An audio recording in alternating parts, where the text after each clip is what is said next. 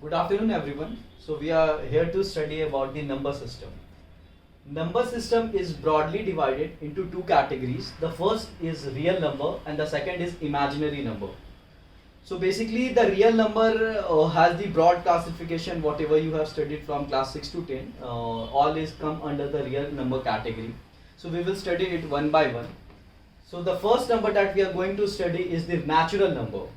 What is natural number? As its name calls, it is the call of a nature. Any counting number coming from 1 to infinity is a natural number, like 1, 2, 3, which has an exact figure. Natural number has the two broad classification. The one is prime number and the second is composite number. What is prime number? Prime number is the number that has the factors 1 and itself. Like for example, 3, 5, 2. 3 has the factor 1 and 3. 5 has the factor 1 and 5. So number who are prime has the factor 1 and itself. Now we are coming to composite number. Composite numbers are the numbers have the factors more than 2. Like take for example 10. 10 has the factor 1, 2, 10 is divisible by 1, 2, 5 and 10. So it has 4 factors. So it comes under composite number. What is 2? You can take various examples like 12, 14. It has more than 2 factors. So it comes under composite number. We can call prime number also as a prime or not secondary number. It has 1 and itself as a factor. Right. So we are coming to the next number system, that is whole. Whole number. What is whole? All the natural numbers that are in the nature starts from a point. Whole is a concept of a point. Like a point in 3D has the 0 dimension. Similarly, all natural numbers including 0 is known as whole number. Right. So whole numbers are all counting numbers plus 0. So whole numbers is over. Now we are coming to the third category, that is integers. What is integers? Integers is basically a concept that we have a positive approach, then we have a negative approach. Like for example, if you are giving 100 rupees to your friend and after some days your friend just gave you back 50 rupees, then you have 50 rupees loss. For that losses, there is no representation of any in any number system, so that integers comes to in place. It is a concept of a positive number that is in a negative form. So integer is just a concept for the losses. Yeah, moving forward, like we go to backward, जितना आप ऊपर जाइएगा उतना नीचे जाइएगा, जितना positive direction में जाइएगा उतने नेगेटिव डायरेक्शन में जाएगा. तो integer is just a concept of a positive और natural number. Right. Then we come to the fourth category, that is rational number. So this number system has the classification. Rational number, all the integers, whole numbers and natural numbers are the subset of a rational number. So basically whatever you in your textbook you have learned is about rational number is that rational number is something that is in the form of p by q, where q not equal to 0, जिसका denominator 0 के बराबर नहीं होगा. ये सब ने पढ़ा है. बट और क्या डिफरेंस है एक फ्रैक्शन और रेशनल नंबर में? रेशनल नंबर हमेशा एक सिंपलेस्ट फॉर्म में रहता है. Like 2/4 is not a rational number, it is a fraction.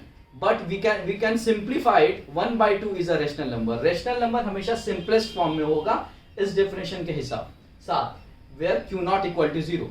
Rational number basically एक कंसेप्ट है जो कि दो फॉर्मेट में हम तोड़ सकते हैं, टर्मिनेटिंग एक नॉन टर्मिनेटिंग. टर्मिनेटिंग नंबर वो होता है जिसके डेसिमल पे एग्जैक्ट पॉइंट्स आ जाए. जैसे 1.5 को आप डिवाइड कीजिएगा तो 0.2, 2/4 को डिवाइड कीजिएगा तो आप 0.5, लाइक 1.2, 1/2. ये 2/4 आप रेशनल नंबर नहीं बोल सकते जो मैंने बताया. इसकी एचसीएफ डिनोमिनेटर की 1 होनी चाहिए. राइट. नॉन टर्मिनेटिंग नंबर होता है जैसे 1/3. 1/3 को आप एग्जैक्ट डिवाइड कीजिएगा तो 0.33333, जिसमें एक नंबर बार बार डेसिमल के बाद रिपीट हो जाए, उसको बोलते हैं नॉन टर्मिनेटिंग. तो रेशनल नंबर दो टाइप में डिवाइड होते हैं, terminating and non terminating. Then concept of all real numbers consider. मतलब रियल नंबर में आप कह सकते हैं, फिर रियल नंबर में दो पार्ट होते हैं. सेकंड पार्ट जो है वो है इरेशनल नंबर. इरेशनल नंबर एक फ्रैक्शन नहीं होता. इरेशनल नंबर कभी रेशियोज में नहीं दिखेंगे आपको. इरेशनल नंबर रूट की वैल्यूज होगी, √2, √3, जो कि नॉन टर्मिनेटिंग होगी. जैसे कि आप √2 की वैल्यू जानते हैं 1.4144, ऐसे आगे बढ़ती है. वो √3 की वैल्यू जानते हैं 1.732, ऐसे आगे बढ़ती है. तो नॉन टर्मिनेटिंग जो कि फ्रैक्शन नहीं होगी वो होगी इरेशनल नंबर। तो बेसिकली आपकी रियल नंबर्स की पूरी क्लासिफिकेशन हो गई। रियल नंबर का ग्राफिकल फॉर्मेट समझाने का तरीका ये है कि एक आप एक्स एक्सिस बनाएं, इसमें 0 से जो भी काउंटिंग नंबर्स होगा वो एक होल नंबर हो गया, 1 से जो भी काउंटिंग नंबर्स इंफिनिटी तक होगा वो हो गया नेचुरल नंबर, राइट। इसके रेप्लिका में 180 डिग्री में कोई भी जो कंसेप्ट है नेगेटिव का वो हो गया इनके माइनस इंफिनिटी से प्लस इंफिनिटी तक इंटीजर्स, राइट, जो कि काउंटिंग हो।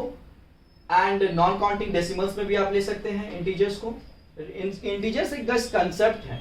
रैशनल नंबर आपका हो गया जो भी नंबर 0 से 1 के बीच में रेशियो के फॉर्म में होगा जिसका HCF 1 होगा और वो सिंपलेस्ट फॉर्म में होगा।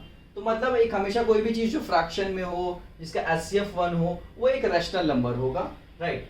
नॉट अ फ्रैक्शन जो चीजें होंगी जैसे √2, √3, √4 वो चीज एक इरेशनल होगा।